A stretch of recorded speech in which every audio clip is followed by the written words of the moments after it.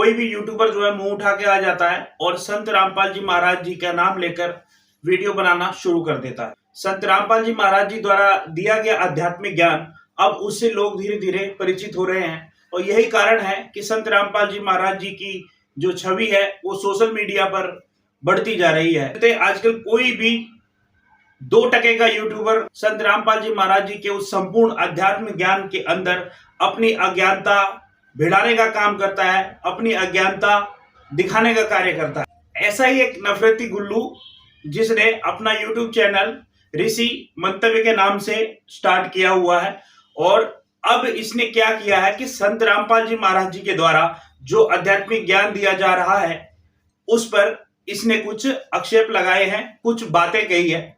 आज की इस वीडियो में उन सब बातों का खंडन करेंगे और प्रमाणों के साथ आपको दिखाएंगे। ऋषि मंतव्य के नाम से जो यूट्यूब चैनल चलाता है ये भी स्वामी दयानंद का चेला है, क्योंकि इस आर्य समाज से ही ये बिलोंग करता है, आर्य समाज को फॉलो करता है। स्वामी दयानंद के अज्ञान की पोल संत रामपाल जी महाराज जी ने सन 2000 से खोलनी शुरू की थी और 2000 से आज तक स्वामी दयानंद का कोई भी चेला संत रामपाल जी महाराज जी से शास्त्रार्थ करने नहीं आया। ना ही उनके अंदर इतनी हिम्मत है कि वो संत रामपाल जी महाराज जी के द्वारा जो आध्यात्मिक ज्ञान है, जो उन्होंने स्वामी दयानंद के अज्ञान को जनता के सामने उजागर करने का काम किया है, सत्यार्थ प्रकाश बनाम वेद की जो सच्चाई लोगों के सामने पेश किया है, आज तक उसका जवाब किसी भी दयानंद के इन चेलों ने नहीं दिया है।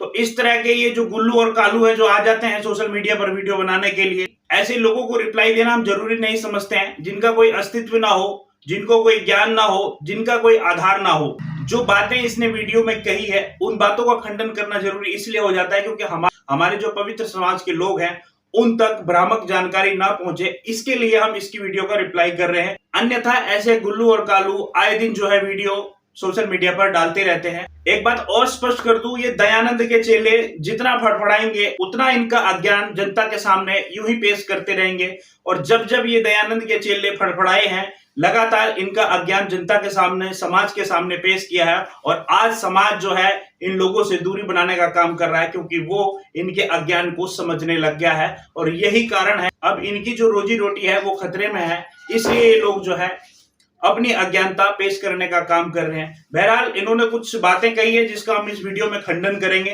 दर्शकों से निवेदन करता हूं कि इस वीडियो को अंत तक देखें। अच्छा, अब ये कहना क्या चाह रहे हैं कि गीता का इन्होंने प्रमाण दिया जहां पे ये कहा है कि प्रकृति में मैं यानी परमात्मा प्रकृति में गर्भ स्थापन करता है, ये बताया गया है। तो ये प्रकृति को दुर्गा देवी बता रहे हैं। पहली बात तो भाई साहब, प्रकृति दुर्गा देवी है? दुर्गा देवी कोई साकार देवी है? इस बात का क्या प्रमाण है? भाई प्रकृति किसको कहा जाता है? सत्य कम कि साम्य अवस्था को प्रकृति कहा जाता है और ये कह रहे हैं वो प्रकृति दुर्गा देवी है। कहां लिखा हुआ है भाई?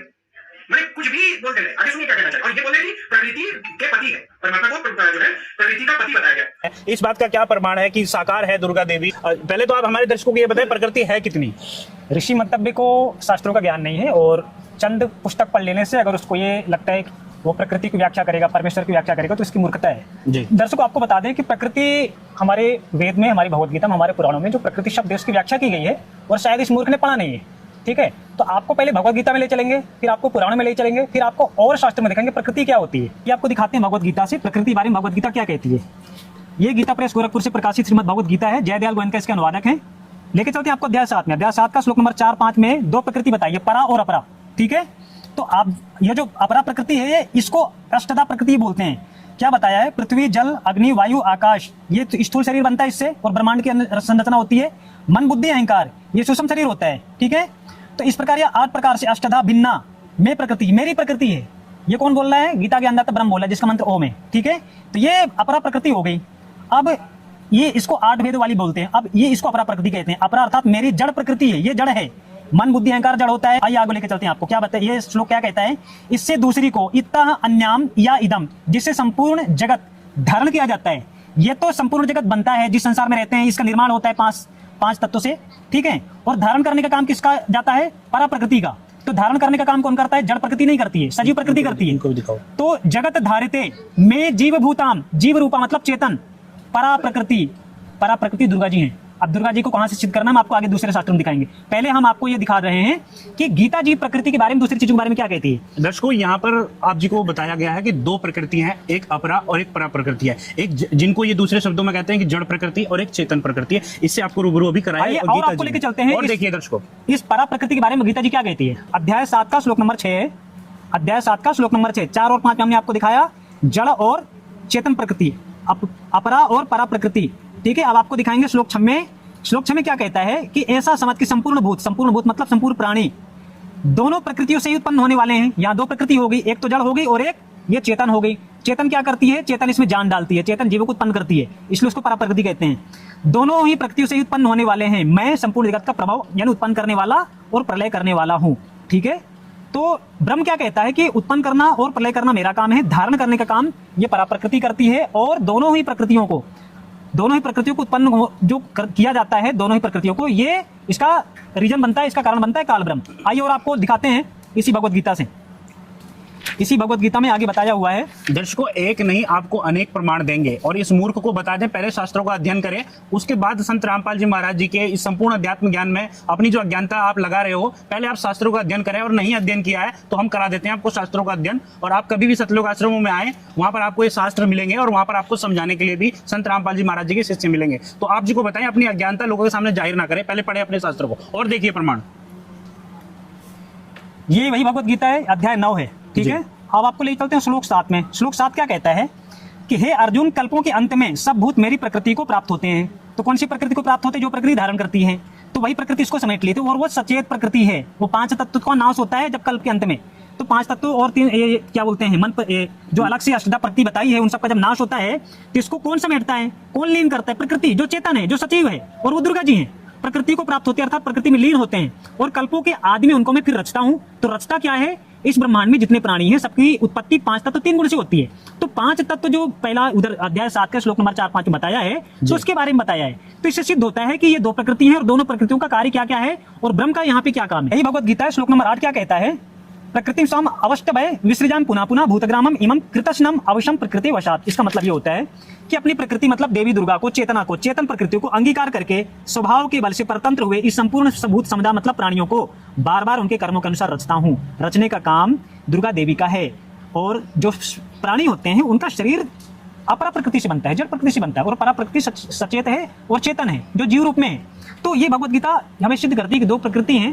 तो अभी जो प्रमाण आपने देखा, ये जो वीडियो बना रहा है संत रामपाल जी महाराज जी के ऊपर या उनके ज्ञान, संपूर्ण आध्यात्मिक ज्ञान के ऊपर, इस मूर्ख को पता भी नहीं होगा इस प्रकृति के बारे में। और इस मूर्ख को नहीं, और भी जितने भी है ना दयानंदवादी, इनको किसी को भी संपूर्ण जानकारी नहीं है। ये तो संत रामपाल जी महाराज जी ने दया करी हमारे ऊपर कि ये शास्त्र हमारे को समझाए। नहीं, इन मूर्खों को तो पता है कुछ नहीं था, इसको पता ही नहीं होगा प्रकृति। अगर इसको पता होता ना इस प्रकृति के बारे में तो ये नहीं कहता कि कैसे साबित करोगे कि वो दुर्गा है। अरे मूर्ख, पहले पढ़ तो लेता अपने शास्त्रों को। कहीं से भी वीडियो देखकर आके बातें करने लग जाते हो तुम। पहले पढ़ तो ले अपने शास्त्रों को। परम संत जगत गुरु पर आप सवाल उठाने का काम कर रहे हो, पहले पढ़ ले इनको। और इसका जो दूसरा सवाल था, ये विकास दास जी जो हमारे गणमान्य हमारे गुरुजी के शिष्य हैं, उनके वीडियो पे इसने दूसरे श्लोक पे कटाक्ष किया है कि निर्गुण ब्रह्म के बारे में बता रहे हैं। पहला पॉइंट। दूसरा पॉइंट यहाँ पे है, इन्हीं ने यहाँ पे बताया कि जो काल है, काल क्या है? काल वो ओम है जो निर्गुण ब्रह्म है। पूज निर्गुण ब्रह्म को ब्रह्म हो गया, इसको ब्रह्म कहो, काल कहो, ये यही तो हुआ ना जो अपने आप को मैं कह रहा है, या कोई दूसरा हुआ? नहीं, यही। और ये क्या मानते हैं कि काल कोई एक साकार, कोई एक इविल एंटिटी है। तो भाई यहाँ जब आपने पढ़ करके सुना दिया कि काल ब्रह्म निराकार है, तो निराकार ब्रह्म कैसे टीका लगाएगा, कैसे सिंदूर लगाएगा मांग में?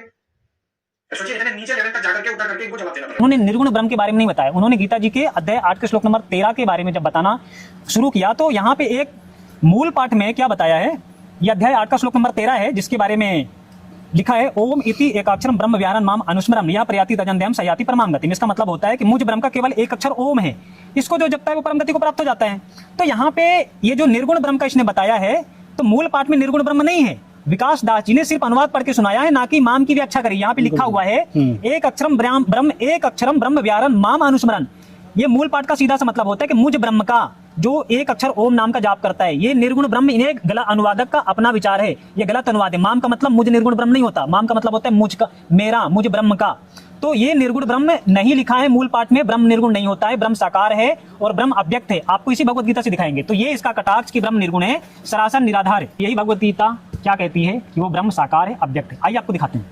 अध्याय 7 का श्लोक नंबर 24-25 में गीता ज्ञानदाता ब्रह्म जो कि साकार क्या कहता है कि अव्यक्तम व्यक्तिम आपनम मनन्ते माम अबुद्धया परम भावम अजानंतम मम अव्ययम अनुत्तमम। इसका मतलब ये बुद्धिहीन पुरुष मेरे अनुत्तम अविनाशी मतलब अटल भाव को ना जानते हुए क्या करते हैं। अव्यक्त मतलब होता है छुपा हुआ, परोक्ष। माम मतलब मुझ है, ठीक है। व्यक्तिम आपनम मनन्ते मुझे व्यक्ति रूप में आया हुआ जानते हैं। यहाँ भी गीता अनुवादकर्ताओं ने अपने मन से जो यहाँ पे अनुवाद लिखा है उसको एक्सेप्ट नहीं किया जाएगा। माम मतलब मुझे होता है, व्यक्त मतलब छुपा हुआ होता है, ठीक है। यहाँ पे सही अनुवाद लिखा हुआ है, व्यक्ति मापनम मानते, मुझको व्यक्ति की तरह आया मानते हैं। फिर अगले श्लोक 25 में कहता है कि ना आम प्रकाशा सर्वस्व योग माया समावृता मूढ़ा अयम ना अभिजानाति लोका माम अजम अव्ययम। इसका मतलब होता है कि योग माया से मैं छुपा रहता हूँ। जो अव्यक्त ब्रह्म है वो छुपा रहता है, निर्गुण ब्रह्म को छुपने की क्या जरूरत है? तो ये क्या मूर्खता है कि ब्रह्म निर्गुण है जी। और आगे फोकस करिए कैमरामैन। इसका मतलब यहाँ पे लिखा हुआ है, ब्रह्म क्या कहता है कि मैं अपनी योग माया से छुपा रहता हूं, मैं सबके सामने प्रत्यक्ष नहीं होता। जो निर्गुण है उसको प्रत्यक्ष होने की जरूरत नहीं पड़ती, जो सगुण है साकार है उसको प्रत्यक्ष होने की जरूरत पड़ती है। तो यह अज्ञानी जन समुदाय माम अजम अव्ययम, मेरे जन्म ना लेने वाले अटल भाव को अभिजानाति मतलब नहीं जानता। इसका मतलब ये होता है कि ये गीता ज्ञानदाता ब्रह्म, जिसका मंत्र ओम है, जो ब्रह्म है सबके सामने प्रकट नहीं होता, छुपा रहता है, अव्यक्त है। तो इससे सिद्ध होता है कि इसके जो कटाक्ष है, इसके जो आरोप है वो निराधार हैं। गीता ज्ञानदाता ब्रह्म साकार है और अव्यक्त है, छुपा रहता है। अब आप पुराणों से दिखाते हैं देवी दुर्गा जो है वो प्रकृति है, दिखाइए दीजिए एक बार। देवी पुराण में, क्योंकि हमारे सनातन के जो सभी शास्त्र हैं, अब इसने बोला कि सनातन के सभी देवी देवताओं और सभी जो ग्रंथ हैं, इसको तो ग्रंथ को तो ये लोग सारे ग्रंथ को तो लेते नहीं है। देवी देवताओं का जब अपमान कटाक्ष करके संत रामपाल जी महाराज जी पर जब कोई गलत टिप्पणी करनी होती है, सारी देवी देवताओं को ले लेते हैं। असल में आर्य समाज किसी देवी देवताओं को मानते ही नहीं है, परमात्मा को साकार मानते ही नहीं है। अगर ये एक्सेप्ट नहीं करता है कि हमारे पुराणों ज्ञान सत्य है कि नहीं सत्य है, तो ऐसे समाज के धड़े को हम स्वीकार नहीं करते और समाज स्वीकार नहीं करता। तो ये हमारे देवी देवताओं के माता पिता के बारे में दुनिया से किस तरीके से अपमानजनक शैली में आप देख रहे हैं, किस तरीके से बोल रहे हैं कि माता है तो पिता भी होगा। जब दयानंद भगवान शिव जी को हिजड़ा बोले तो देवताओं का अपमान नहीं है, और ये हमें कह रहा है। वो एक जो यथार्थ बात उसमें पूछी जा रही है कि यदि माता है तो वो माँ हम क्यों कहते हैं, तो माँ से अधिकार है कि हमारा पिता कौन है। वो तो एक सभ्य बात वहां पर बोली जा रही है और सवाल जवाब हो रहे हैं। उसमें ये कह रहा है कि हमारे देवी देवताओं का अपमान हो रहा है, और तेरा दयानंद ये कह दे कि शिव जी हिजड़ा हैं, कृष्ण जी जो ऊपर गोलोक में है उनको क्या बगंदर है। दर्शकों ये दोगले क्यों हैं? क्योंकि इनका जो महर्षि था स्वामी दयानंद, वो देवी देवताओं को नकारता है, ब्रह्मा विष्णु देवी देवताओं को वो नकारता है, उनका खंडन करता है। मगर ये दयानंद का चेला कह रहा है कि हमारे देवी देवताओं का अपमान कर रहे हैं, माता दुर्गा का अपमान कर रहे हैं। तो ये दोगलापन है इन लोगों का।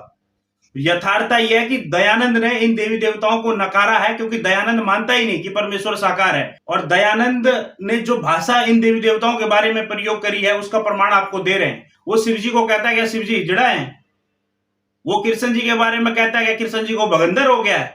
ऐसी ऐसी बातें ये दयानंद ने कही है। तो ये इससे भी स्पष्ट हो रहा है कि ये जो चेले हैं ना, ये दोगले हैं। इनका काम क्या होता है कि जनता को भ्रमित करना है, जनता को उकसाना है, ताकि लोग जो है संत रामपाल जी महाराज जी के ज्ञान को सुनना पसंद ना करें। दयानंद एक नंबर का अज्ञानी था, ना वो देवताओं को मानता ना वो शास्त्रों को मानता। और ये जो दयानंद का दोगला चेला है, ये एक तरफ तो ये कह रहा हमारे देवी देवताओं का जो है अपमान किया जा रहा है, माता दुर्गा के बारे में ये लोग क्या करें, सनातनी देवताओं के बारे में, और दूसरी तरफ ये दयानंद के भी अज्ञान को आगे बढ़ाने का काम कर रहा है, इसलिए दोगला है ये। तो सनातन धर्म में सभी शास्त्र आते हैं, वेद आते हैं, पुराण आते हैं, गीता जी आती है, उपनिषद भी आते हैं, अन्य 6 शास्त्र भी ऋषियों ने जो रचे हैं, जिसको दर्शन शास्त्र कहा जाता है, वो भी आते हैं। तो आइए आपको लेके चलते हैं देवी पुराण में। देवी पुराण देवी दुर्गा के बारे में क्या कहती है, क्योंकि ऋषि मतब्य का कहना यह है कि देवी दुर्गा को कोई पति नहीं है, ठीक है। तो देवी पुराण ने देवी जी के बारे में सारा डिटेल दिया हुआ है। आइए आपको दिखाएंगे।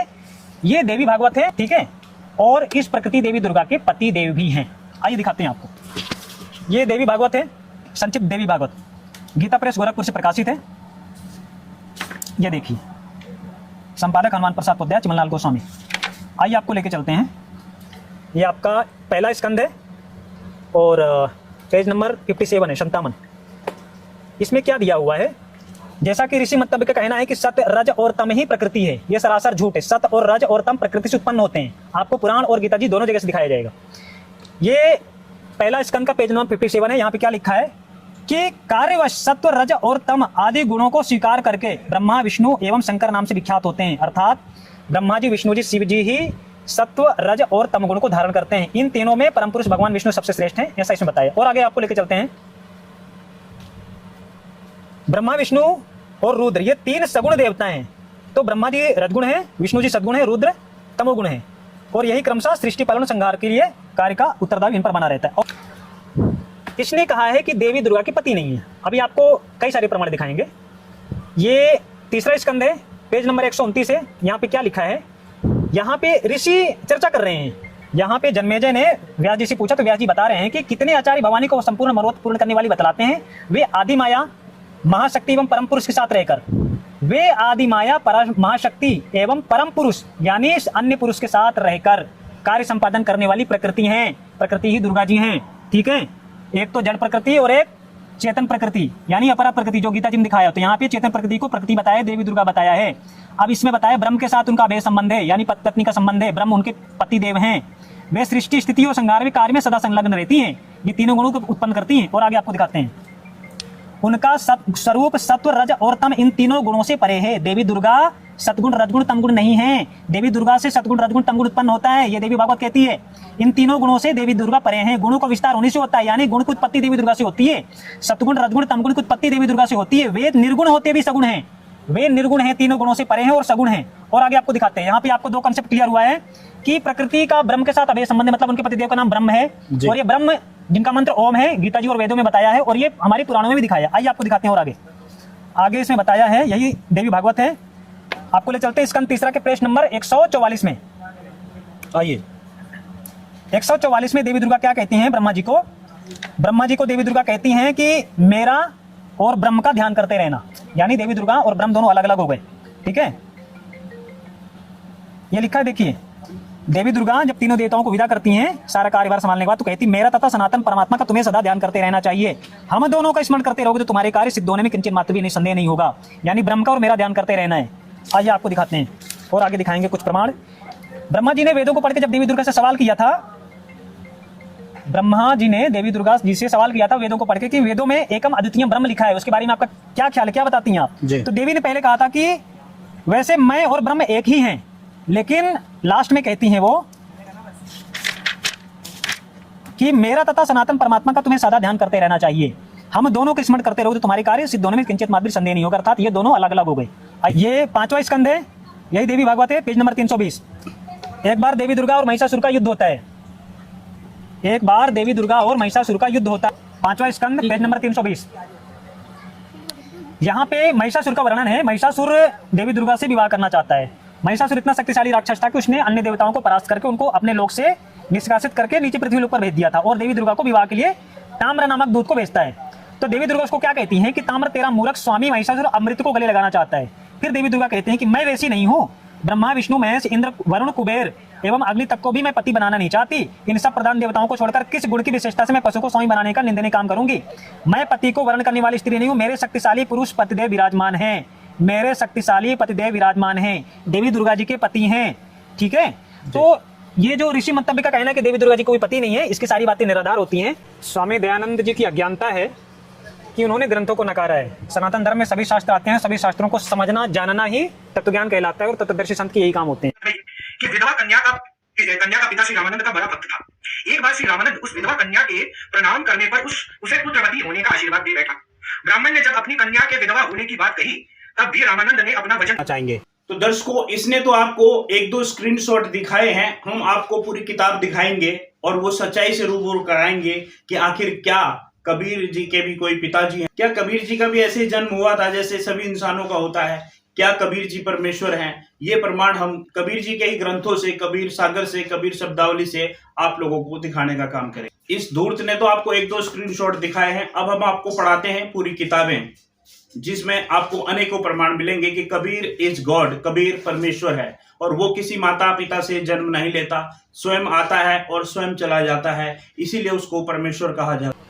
जी, बहुत अच्छा सवाल किया। ये अक्सर उन लोगों ने ये मनगढ़ंत कहानियां फैला रखी जिन्होंने कबीर लिटरेचर के नाम पे रोटी सेकने का काम किया, पैसे कमाने का कार्य किया है। तो कबीर पंथ की जितनी पुस्तकें हैं, जितनी लिटरेचर हैं, श्री कृष्ण दास खेमराज प्रकाशन मुंबई से प्रकाशित होती हैं, उनमें ऐसा कहीं भी कोई मिलावट नहीं है। उनमें मूल ग्रंथ से लिया हुआ ज्यों का त्यों वाणी एज इट इज है और उसमें ऐसा कोई प्रकरण नहीं है कि कबीर परमात्मा की उत्पत्ति या कबीर परमात्मा का जन्म या कबीर साहब का जन्म विधवा ब्राह्मणी से हुआ। और बड़ी बात यह है कि आज तक 600 साल हो गया उस विधवा ब्राह्मणी का नाम किसी पंडित पुजारी या पखंडियों ने या कबीर साहब का चरित्र धूमिल करने वाले किसी व्यक्ति ने आज तक उस विधवा ब्राह्मणी का नाम नहीं बताया। ठीक है, क्योंकि इतिहास में जितने इतिहास हुए हैं, इतिहास में जितने पात्र आते हैं तो उनमें नाम होता है। अच्छा, दूसरी चीज, अलग अलग पब्लिकेशन में यह भी पाया गया है कि कबीर साहब की वाणियों में कंटेमिनेशन हुआ है और उन कंटेमिनेशन में और जो मूल वाणियां हैं जो श्री कृष्णदास खेमराज प्रकाशन से पब्लिश होती हैं उन वाणियों को मैच करने से पता चलता है कि ये वाणी कितनी कंटेमिनेटेड है और कबीर साहब की छवि को धूमिल करने का एक निरर्थक और व्यर्थ प्रयास है। हमारे पास जो वर्तमान में लिटरेचर है, अलग अलग पब्लिकेशन से लेने के बाद भी कबीर साहब का जितने लिटरेचर, चाहे बीजक हो, चाहे ग्रंथावली हो, चाहे शब्दावली हो, कबीर सागर हो, इनमें कहीं भी ऐसा विधवा ब्राह्मणी का जिक्र नहीं है और उसमें कहीं भी ऐसा प्रमाण नहीं है कि जिसमें रामानंद जी ने आशीर्वाद दिया हो या रामानंद जी की कृपा से कबीर साहिब की उत्पत्ति हुई हो या नियोग का कोई प्रकरण हुआ हो। ऐसा कोई प्रकरण नहीं है। तो इन सभी जो निराधार बातें उनको बायकॉट किया जाता है और आपको अब ओरिजिनल प्रमाण देते हैं कि कबीर साहब और रामानंद जी के बीच क्या वार्ता हुई थी और कबीर साहब की उत्पत्ति और लीला का थोड़ा सा इस ये ऋषि मंतव्य के जिस पुस्तक को उसने उठाया था, तो कबीर विजय कबीर शब्दावली पुस्तकों से ही इसका हम बायकॉट करेंगे। जो ओरिजिनल है वो आपको दिखाएंगे। आपको सबसे पहले दिखाते हैं, ये कबीर बीजक है। इसमें ऋषि मंतव्य द्वारा लगाए सभी आरोप निरर्थक हैं, व्यर्थ हैं, क्योंकि इसमें ऐसा कोई ऐसा कहीं कोई प्रमाण नहीं है। दूसरी पुस्तक कबीर बीजक है। कबीर साहब के बारे में जो अनुचित टिप्पणी है, गलत कमेंट है या गलत बातें हैं, इसमें कहीं कोई प्रमाण नहीं है। तीसरी पुस्तक कबीर साखी। ये जितने पब्लिकेशन है हमारे पास, कहीं भी ऐसा कोई प्रमाण नहीं है। चौथी पुस्तक कबीर सागर, विधवा ब्राह्मणी रामानंद जी के बारे में अनाप शनाप बातें हैं, इसमें कहीं भी ऐसा कोई प्रमाण नहीं है, कोई भी प्रमाण नहीं है। ये मार्केट से लेके या पीडीएफ कोई डाउनलोड करके पढ़ के मैं बता सकता हूँ कोई व्यक्ति। फिर पुस्तक है कबीर शब्दावली, इसमें ऐसा कहीं कोई। और अभी आपको लेके चलते हैं यह कबीर ग्रंथावली में। यह कबीर ग्रंथावली है, संपादक है इसके डॉक्टर श्याम सुंदर दास। अभी आपको बड़ी गजब की चीज दिखाएंगे जिससे ऋषि मंतव्य के सारे प्रयास जो धूमिल करने के हैं कबीर साहब को निरर्थक हो जाएंगे, व्यर्थ सिद्ध होंगे। आइए लेके चलते हैं आपको।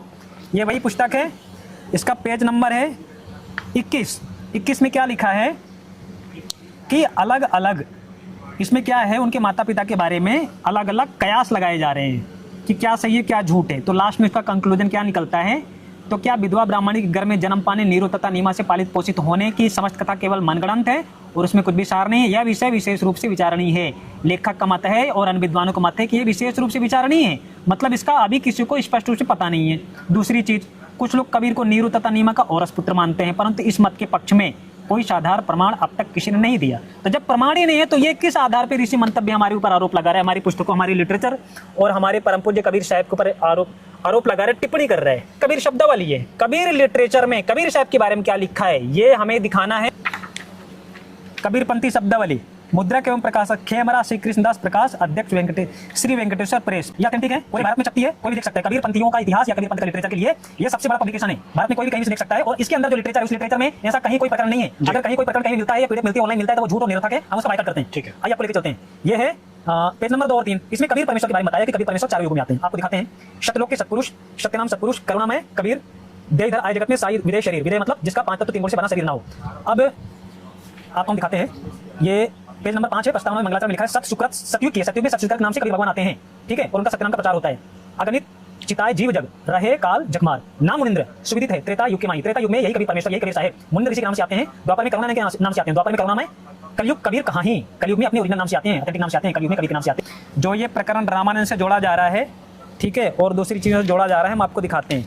पहले आपको कबीर ये ब्रह्मवेदी है, शब्दावली में पेज नंबर है 237। इसमें देखिए क्या लिखा है, इसमें क्या लिखा है, गैबी ख्याल विशाल सद्गुरु अजल दिगंबर थी रहे भक्त हेत काया धरिया। अविगत सत्य कबीर है, वो सत्य कबीर अविचल हैं, अविचल सत्य हैं, अजर अमर अविनाशी हैं। वो नानक जी को, दादू साहब को वो मिलते हैं, ठीक है, उनको पार होने का रास्ता बताते हैं। तेरे राज खेवट से सुख सागर के साहिब भक्त उधरी कोटि, ये पूरा उनके बारे में ये पूरा महिमा बताया है, ठीक है। फिर बताया है, ये आप फोटो ले लीजिए, देख लीजिए, ऋषि मंतव्य को दे देना फोटो, वो पढ़ लेगा, ठीक है। दास गरीब कबीर सद्गुरु बंदी छोड़ कबीर है, वो बंदे से छुड़ाने वाले कबीर परमेश्वर हैं, ठीक है। अब अभी आपको दिखाते हैं, इसने जो रामानंद का प्रकरण लिया है, तो रामानंद का प्रकरण कबीर परमात्मा के जन्म से संबंधित, इसमें गरीबदास जी महाराज की वाणी जुड़ी गई है कि गरीबदास जी महाराज इसके बारे में क्या कहते हैं, जो कि अलग अलग कालखंड के अलग अलग ऋषि और संत हैं, उन्होंने भी कबीर भगवान की महिमा गाई है। देखिए इसमें लिखा है, काशीपुर को कष्ट किया उतरे अदर आधार, मोमिन का मुजरा हुआ जंगल में दीदार। काशीपुर में परमात्मा अपने लोक से नीचे आए, मोमिन मतलब नीरू नीमा को जंगल में मिले, ना कि पैदा हुआ उनके क्या बोलते हैं किसी के आशीर्वाद या किसी ग्रह से, वो जंगल में उनको मिलते हैं, ठीक है। कोटि किरण सचिभान सुधी आसन आदर विमान परसत पूर्ण ब्रह्म को शीतल पिंड और प्राण, वो शीतल पिंड और प्राण के परमात्मा पूर्ण ब्रह्म परमेश्वर आए। तो ये पूरा प्रकरण है, ये फोटो के लिए दिखा देना उसको, ठीक है। आगे बढ़ो, इसमें क्या लिखा, आगे आपको दिखाते हैं। ये पूरी उनकी लीला लिखी हुई है कि वो जब काशी में आते तो होता क्या है, ठीक है, ये पूरा उसमें दिखाया हुआ है। अभी आपको हम बताते हैं कि उनकी परवरिश कैसे हुई। अन्य व्यापार को धोते ही दूध दिया तत्काल पियो बालक ब्रह्मगति, वहां शिव भय दयाल। यहाँ पे लिखा है कि वो कबीर भगवान अगर वीर से उनकी पैदाइश होती तो अन्न भक्त, लेकिन वो अन्न नहीं खा रहे थे। उन्होंने अन्य व्यापार क्या बोलते हैं, जो ब्यानी होती है उसका दूध से उनकी परवरिश की लीला करते हैं वो, ठीक है। पियो बालक ब्रह्मगति, वहां शिव भय दयाल, ये पूरा विवरण है, इसका फोटो ले लीजिए। आगे आपको लेकर चलते हैं, ये प्रकरण है स्वामी रामानंद और कबीर साहब की वार्ता का, जिसपे आक्षेप किया है ये मंतव्य ऋषि ने। तो मंतव्य ऋषि को अगर आंख होगी थोड़ा बहुत वाणी को समझोगे तो देख लेगा, अदरवाइज हमारे गुरु जी के सत्संग में और हमारी पुस्तक के ज्ञान उसको पढ़े, जो वाणियों का बहुत अच्छे से अनुवाद किया हुआ है। ये देखिए रामानंद स्वामी कबीर साहब की वार्तालाप का वृत्तांत है। यहाँ पे ये पूरा फोटो ले लीजिए, आपको मेन चीजें दिखाएंगे। रामानंद जी पूछ रहे हैं दोनों की ज्ञान गोष्ठी होती है। रामानंद जी 104 वर्ष के थे और कबीर साहब 5 वर्ष के थे। तो कबीर साहब क्या बोलते हैं, कबीर साहब को क्या बोलते हैं रामानंद जी, कौन जाति कुल पंथ कौन तुम्हारा नाम, दास गरीब आदिम गति बोलत ही बरी जाऊं। तो कबीर साहब बोलते हैं जाति हमारी जगत गुरु परमेश्वर पद पंथ, दास गरीब लिखत पर नाम निरंजन कंठ। अगर वो रामानंद के शिष्य होते या रामानंद के आशीर्वाद से पैदा हुए होते तो वो ऐसी बातें नहीं करते, क्योंकि वो स्वयं परमेश्वर थे। ठीक है, तो इस तरीके से जवाब देते हैं। अब आगे आपको दिखाते हैं कबीर परमात्मा। जब रामानंद की दोनों की ज्ञान गोष्ठी होती है तो कबीर भगवान क्या बोलते हैं, 5 वर्ष के बालक, 5 वर्ष के बालक को कबीर साहब क्या बोले, मैं अविगत गति से परे, 4 वेद से दूर, दास गरीब दसों दिशा, सकल सिंधु भरपूर। मैं अविगत हूँ, मतलब वो लोग जो परोक्ष है, जो दिखता नहीं है, वहां से आता हूँ, वेदों की भक्ति से नहीं मिलता, मैं 4 वेदों से परे हूँ। ठीक है, फिर क्या बोलते हैं, सकल सिंधु भरपूर हूँ, खाली खमरो ना हो, दास गरीब आजात हूँ, तेजी कहा बलिया। बोलते हैं कि मैं तो आजात हूँ, मेरी कोई जाति नहीं है, जात पात मेरे नहीं, बस्ती नहीं गाँव, दास गरीब अनन्य गति नहीं हमारे नाव, नाद बिंद मेरे नहीं गोद नहीं गात। क्या नाम इसका, ऋषि मंतव्य देख ले क्या लिखा है, नाद बिंद मेरे नहीं गोद नहीं गात। परमात्मा जन्मा अविनाशी और अनादि होता है। तो नाद मतलब होता है शब्द शक्ति से उत्पत्ति, परमात्मा की उत्पत्ति नहीं होती क्योंकि परमात्मा अनादि होता है। बिंद मतलब वीर से उत्पत्ति होता है। परमात्मा कहते हैं नाद बिंद दोनों से मेरी उत्पत्ति नहीं होती है। नहीं गोद नहीं गात, मेरा 5 तत्व का शरीर नहीं है, मैं किसी की गोद में नहीं आया। ये पूरा फोटो खींच लीजिए, दिखा देना उसको। और इसका भी पूरा फोटो लीजिए। इसमें कबीर साहब ने रामानंद जी को क्या बताया अपने बारे में, take the screenshot and give him. और आगे आपको लेकर चलते हैं, क्या चर्चा है। रामानंद जी जो पूजा पाठ करते थे, मानसिक पूजा करते थे, तो रामानंद जी के मन की बात कबीर साहब जो 5 वर्ष के बालक थे उन्होंने बताया है। तो उसके बारे में ये लिखा है, गरीबदास सिरधर मुकुट माला अटकी जान, स्वामी गुंडी खोल के फिर माला गरदार। गरीबदास इस भजन को जाना थे करतार, डोरी पर्दा दूर का लीना कंठ लगाए, गरीबदास गुजरी बहुत बदन बहुत बदन मिलाए। ये कबीर साहब जो 5 वर्ष के बालक थे, इन्होंने रामानंद के मन की बात बताई। तो 5 वर्ष का बालक ज्ञान गोष्ठी कर रहा है, उसके बारे में बताया है। तो मन की पूजा तुम लेके मुकुट माल प्रवेश, गरीबदास किनको लेके कौन बरन क्या देश। मन की माला रखने के बाद वो रामानंद जी ने इन्होंने उनको परमात्मा मान के सीने से लगा लिया। फिर उनकी आगे चर्चा चलती है। फिर आगे आपको दिखाते हैं, बोलत रामानंद जी सुन कबीर करतार, कबीर भगवान सृष्टि रचनहार, परमेश्वर परमात्मा, गरीबदास सब रूप में तुम ही बोलनहार। तुम सब जगह हो भाई, तुम ही बोलनहार हो, तुम ही ज्ञान देने वाले हो। तुम साहिब, तुम संतो, तुम सदगुरु, तुम हंस, तुम सदगुरु, तुम हम हंस। बोलते कि आप सदगुरु और मैं आपका चेला हूं, आपका हंसू, आपका भगत हूं। तुम साहिब मतलब परमात्मा हो और तुम संत भी हो। गरीबदास तुम रूप बिन और न दूजो बंस, तुम्हारे ये गरीबदास तुम रूप बिन और न दूजो बंस, मैं भक्ता मुक्ता भया किया कर्म कुलनाश। गरीबदास अविगत मिले मेरी मन की प्यास, वो अविगत में रहने वाले परमात्मा है। दोनों ठोर में एक तो भया, एक से दो, गरीबदास हम करने उतरे और मगजोर। कबीर भगवान ने, कबीर परमेश्वर ने 5 वर्ष के बालक ने जब रामानंद जी को सतलोक दिखाया तो सतलोक में से उसी परमेश्वर को बैठे पाए और नीचे भी उसी कबीर भगवान को बालक रूप में पाया। तो बोलते हैं दोनों ठोर में एक तो एक भया, एक से दो, दोनों ही जगह एक ही परमेश्वर आप हो। यहाँ बाल लीला कर रहे हो, वहां पे आप बैठे हुए हो सतलोक में। बोले रामानंद जी सुन कबीर सुजान, गरीबदास मुक्त हुए उतरे पिंडोर प्राण, गुष्टी रामानंद से काशी नगर मजार, गरीबदास जी पीर की हम पाए दीदार। ये रामानंद जी बोल रहे हैं और गरीबदास जी अपनी वाणी बता रहे हैं कि भाई हे कबीर परमात्मा, हे बुद्धिमान, हे सर्वज्ञ, हे परमात्मा, आपसे हमको मुक्ति का रास्ता मिला, हमारे पिंडोर प्राण का उद्धार हो जाएगा। तो ये गुष्टी रामानंद से गोष्ठी होती है। तो ये पुस्तक सिद्ध करती है, ये कबीर ग्रंथ शब्दावली, कि कबीर साहब के बारे में जो लगाया हुआ आक्षेप है वो पूरी तरीके से निराधार है।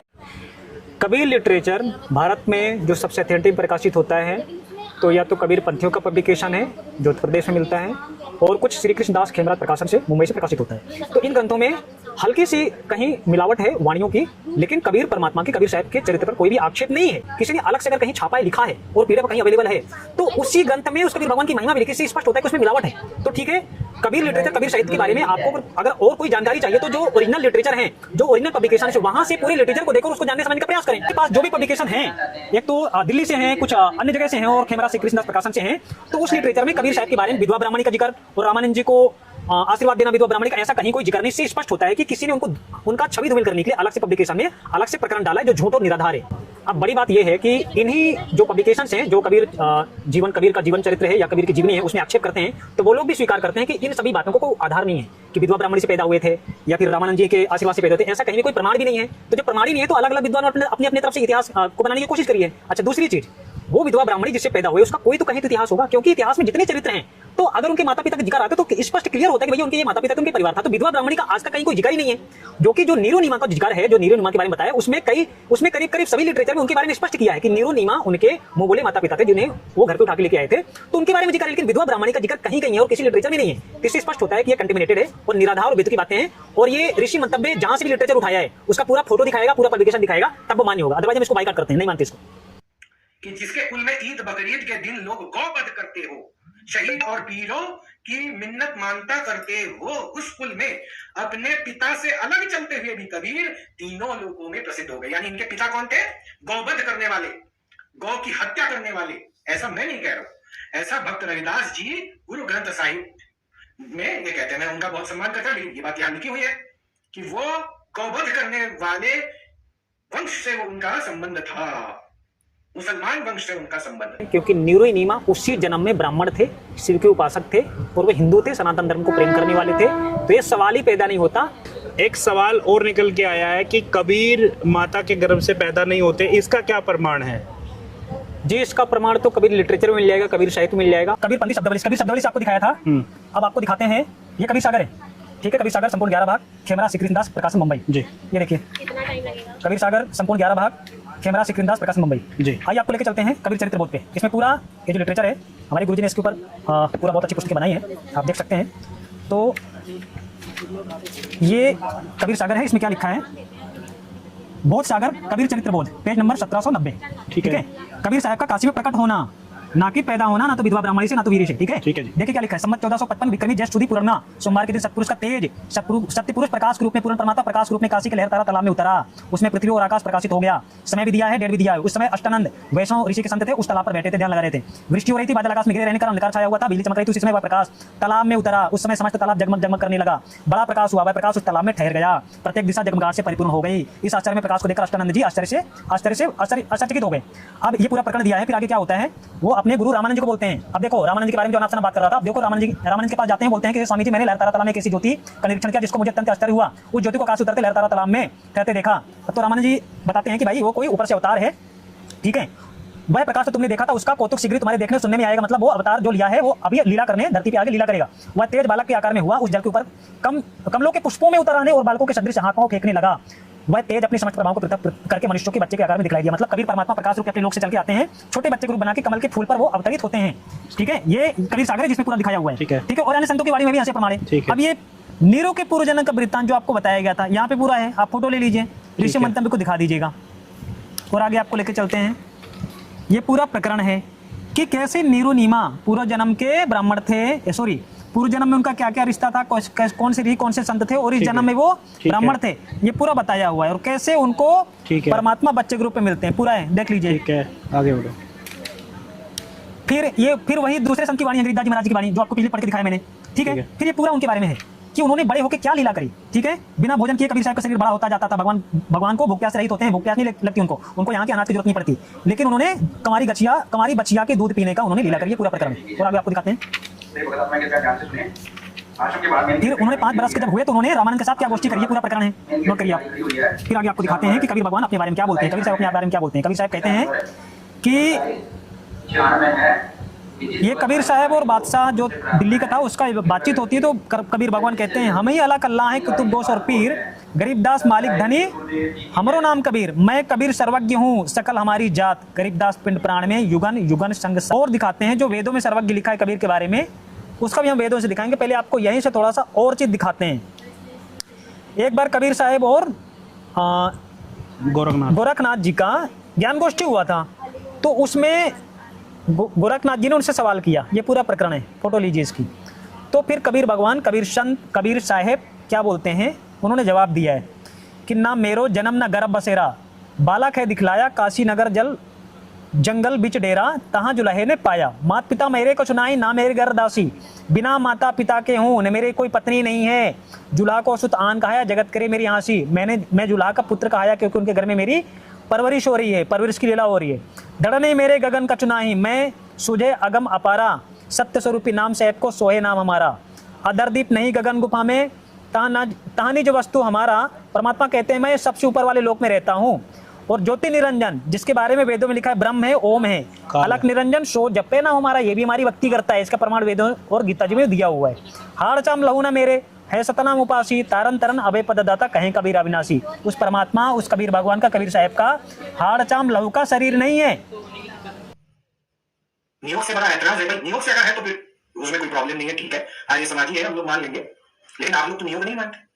ये धूर्त नियोग पर वकालत करता है, यानी कि स्वामी दयानंद का जो अज्ञान है, जो उसने नियोग पर अपनी अज्ञानता जाहिर की है, ये उसकी वकालत करता है। इस धूर्त से कहना चाहता हूं, उस नियोग को अपने परिवार में लागू कर और उसका प्रमाण दे, तब जाके तू दयानंद का चेला होगा। खूब दयानंद करता है, यदि इसको लागू नहीं कर सकता, इसका प्रमाण नहीं दे सकता, तो इस बात को कह कि दयानंद का अज्ञान था जो उसने सत्यार्थ प्रकाश में नियोग की बातें की है। बुरा लग रहा है ना? हाँ, और भी लगेगा, अभी टाइम दीजिए, और भी लगेगा बुरा। हमें बुरा नहीं लगता क्योंकि ये मनगढ़ंत बातें हैं, ये लोकवेद है। मनगढ़ंत बातें जो हैं कबीर परमेश्वर जी के बारे में कही गई है, जिसका कोई प्रमाण नहीं है, जिसका कोई साक्ष्य नहीं है। मगर बुरा तुम्हें लग जाता है जब दयानंद की वो सच्चाई तुम्हारे सामने पेश की जाती है। वो चाहे नियोग को लेकर हो, वो चाहे सूर्य पर जीवन को लेकर हो, या वो चाहे उसके नशे, उसकी जो नशीली आदतें हैं उसको लेकर जो हम सच्चाई आपके सामने रखते हैं, आपको जरूर दर्द होता होगा, आपको जरूर बुरा लगता होगा। एक बात और यहाँ स्पष्ट कर दूं, दयानंद ने ऐसी जितनी भी बातें करी है, दयानंद की जो भी हरकतें रही है, वो हम ऐसे ही जनता के सामने उजागर करते रहेंगे, दर्द चाहे आपको कितना भी हो जाए। और तुम लोग कितनी भी झूठी मनगढ़ंत बातें कबीर परमेश्वर जी के बारे में फैलाते रहो, जनता सच्चाई से रूबरू हो रही है, जनता उस परमेश्वर से रूबरू हो रही है। आज जनता उस साकार परमेश्वर को पहचान रही है, जिसको कबीर जी का क तक नहीं पता, वो आज हमें कबीर साहिब की जानकारी दे रहा है। के लिए आए। और याद रखिए, ऋषि मंतव्य जब किसी के पीछे पड़ता है तो उसके ऐसी ऐसी चीजों को बाहर निकालता है जिसके बारे में उसने सोचा होगी। हाँ, ये याद रखिएगा। ये जो अपने आप को कहता है कि ऋषि मंतव्य जब किसी के पीछे पड़ता है तो वो चीजें खोल देता है, तेरे स्वामी की वो चीजें खोलेंगे जो आज तक जनता को नहीं पता थी। और अब धीरे धीरे अब तू देखता जा क्या क्या चीजें तेरे उस महर्षि की खोलेंगे। कबीर जी का जो बीजक ग्रंथ है, उस बीजक ग्रंथ का मैं आपको प्रमाण दे रहा हूँ। बीजक ग्रंथ में कि विधवा कन्या का पिता श्री रामानंद का बड़ा भक्त था। एक बार श्री रामानंद उस विधवा कन्या के प्रणाम करने पर उसे पुत्रवती होने का आशीर्वाद दे बैठा। यहाँ बताया गया है कि बाल्यावस्था में अथवा अज्ञान अवस्था में किए हुए मेरे कर्मों के दोष को भगवान ने जानबूझकर समाप्त कर दिया। वो अपनी बाल्यावस्था की बात कबीर जी बता रहे हैं। उन्होंने मेरे ऊपर कृपा की और मेरी बाह पकड़कर अपने पास स्थान दे दिया। जिस भगवान ने पानी की एक बूंद वीर्य द्वारा मेरे इस शरीर का निर्माण किया, उन्हीं भगवान के साथ मैं अब रमण करने लगा। जो कबीर साहब की माता जी है, वो विधवा अवस्था में उनका संतान नहीं हो रहा था, तो विधवा अवस्था में उनको रामानंद स्वामी जी ने उनको वरदान दिया कि आपका पुत्र होगा। कबीर जीवन और दर्शन, यहाँ तो भाई क्या चमत्कार है बताइए। रामानंद दिग्विजय ग्रंथ में लिखा गया है कि कोई आकाशगामी देवता अपनी प्रिया के विरह से व्याकुल था। इसके वीर्य स्खलन से काशी के लहतारा तालाब में कमल के पत्ते पर एक बालक उत्पन्न हो गया। वह कबीर था। इस घटना में तात्पर्य है, कबीर कोई दैवी जीव थे, असाधारण व्यक्तित्व रखते थे और जन्म से ही जल कमल वत असंगत रहते थे। पंथयुसा के अनुसार कबीर का जन्म एक विधवा ब्राह्मणी के हथेली से हुआ। बताइए, हाथ से पैदा हो रहे, क्या चक्कर चल रहा है भाई। ये तो मतलब मैं क्या बताऊं, ये आपकी पुस्तक। एक कबीर दंती के अनुसार ज्योतिर्मठ के अधिष्ठाता और प्रतीचि नामक दिवांगना के संयोग से सन इतना ज्येष्ठ पूर्णिमा को प्रहलाद ने कबीर के रूप में अवतार ग्रहण किया। नीरू नीमा जुलाहा दंपत्ति को बाल कबीर लहर तारा तालाब पर मिला। उन्होंने उसका नाम कबीर रखा और उसे पूछा, तेरा माता पिता कौन है? कबीर बोले, मैं दिव्या के जेठर से उत्पन्न स्वामी वीरानंद का पुत्र हूँ। ये अभी एक नया कैरेक्टर आ गए, वीरानंद, स्वामी वीरानंद जी। अब स्वामी वीरानंद है और वो मट गए। अब इसमें मैं क्या ही टिप्पणी करूं, लेकिन आप देख सकते हैं कि कहां से लिंक्स निकल। तो दर्शकों, एक विचारणीय विषय है जो आपने भी देखा, क्योंकि इसने 2-3 पुस्तकों से अलग अलग बातें कही है कबीर जी की उत्पत्ति को लेके। कबीर जी का पहले ये कहता है कि उनकी वीर्य से पैदा हुई है, फिर कभी ये कहता है कि रामानंद जी ने उसको आशीर्वाद दे दिया था और फिर उसके वो बच्चा पैदा हो गया था, फिर वो उसको कहीं डाल आई थी, और फिर ये कहता है कि प्रहलाद ने कबीर का अवतार लिया। देखो, इसी की बातें हैं, ये चीज नोट करने वाली बात है। इस तरह की जो भ्रांतियां फैलाई गई हैं कबीर जी के प्रकाट्य को लेके, ये सब मनगढ़ंत है, ये लोकवेद है। और वास्तविकता जो है वो कबीर सागर के अंदर जो हमने आपको प्रमाण दिखाए वो एज इट इज। पुस्तक है, इसका पेज नंबर है 21 में क्या लिखा है कि अलग अलग इसमें क्या है, उनके माता पिता के बारे में अलग अलग कयास लगाए जा रहे हैं कि क्या सही है क्या झूठ है। तो लास्ट में इसका कंक्लूजन क्या निकलता है, तो क्या विधवा ब्राह्मणी के घर में जन्म पाने, नीरू तथा नीमा से पालित पोषित होने की समस्त कथा केवल मनगढ़ंत है और उसमें कुछ भी सार नहीं है। यह विषय विशेष रूप से विचारणीय है। लेखक का मत है और अन्य विद्वानों का मत है कि यह विशेष रूप से विचारणीय है। मतलब इसका अभी किसी को स्पष्ट रूप से पता नहीं है। दूसरी चीज, कुछ लोग कबीर को नीरू तथा नीमा का औरस पुत्र मानते हैं, परंतु इस मत के पक्ष में कोई साधारण प्रमाण अब तक किसी ने नहीं दिया। तो जब प्रमाण ही नहीं है तो ये किस आधार पर ऋषि मंतव्य हमारे ऊपर आरोप लगा रहा है। कबीर साहब जी के द्वारा जो वाणी बोली गई वो प्रमाणित वाणी है जो कबीर सागर के अंदर लिखी है। उसके बाद ऊटपटांग लोगों ने ये बातें कही है। कबीर जी की जीवनी को लेकर जो उल्टी सीधी जो किताबें छापी है, कोई ऑथेंटिक नहीं है, ये प्रमाणित पुस्तकें नहीं है। ऐसी तो हजारों पुस्तकें बिक रही है आज कबीर जी के नाम से। और वास्तविकता यही है कि वो कबीर देव सहशरीर यहाँ पर आता है और सहशरीर यहाँ से चला जाता है, इसीलिए वो परमेश्वर है। दर्शकों, इस धूर्त व्यक्ति को कोई आध्यात्मिक ज्ञान नहीं है, इसका आध्यात्मिक ज्ञान शून्य है। बस ये इधर उधर से कहीं से पीडीएफ उठा के, कहीं से कोई पुस्तक उठा के उसका स्क्रीनशॉट लगाने का काम कर रहा है। ना इसने कभी खुद शास्त्रों का अध्ययन करा है और ना ही इसको कोई जानकारी है। और अब इनकी रोजी रोटी खतरे में है क्योंकि संत रामपाल जी महाराज जी ने इनके जड़ में चोट करी है। तो दर्शकों, ये दयानंद का चेला ना तो दयानंदवादी है और ना ही ये सनातनी है, ये दोगला व्यक्ति है।